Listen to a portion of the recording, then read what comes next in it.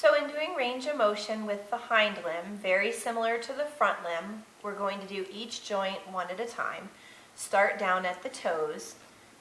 My dog has very tickly toes, especially in the back feet, so you'll have to be mindful of that. So when we start at the toes, we flex the toes, extend the toes, and then flex the toes. Do each one. Anytime we're doing the joints, you just want to kind of put them through a range of motion 10 to 15 times.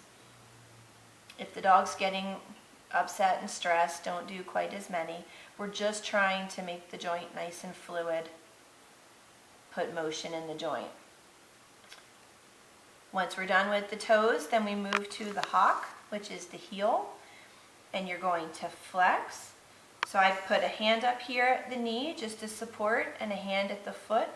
We're going to flex the hock, and we're going to extend the hock. Flex and extend. Flex and extend. Like in the front limb, when we are doing flexion on the hock, the knee has to be in a flexed position as well.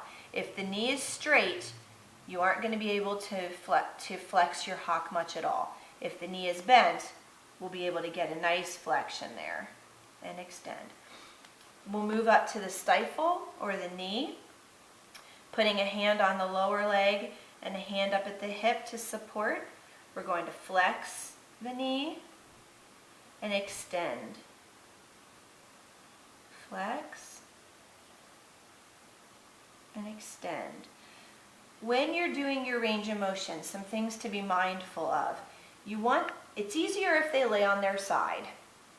If your dog is comfortable at home, you can do some massage, get them nice and happy so they're comfortable with you working with them. If they're sitting up like this, it's very difficult to put the leg in a comfortable position to get good range of motion. So much easier to lay down. The other thing to keep in mind is we want to keep the leg in a straight position underneath the dog as if they were standing. They aren't going to be comfortable if we do range of motion lifting their leg way up in the air. We want to keep it in a position that's natural. So flex the stifle, extend. Then we'll work up to the hip. And the hip bone is right here. You can feel this nice lump here, which is the outside of the head of the femur. We're going to look at an angle from the pelvis to this greater trochanter is what it's called, but the head of the femur, to the knee. So you're going to look at that angle. We're going to take a hand at the back, right at the back of the pelvis to support, and at the lower limb, you're going to flex the hip. So you can see your line is just like this, nice tight triangle. And then we're going to extend the hip. So you have a line from here to the knee, which is a nice straight line. So flex and extend.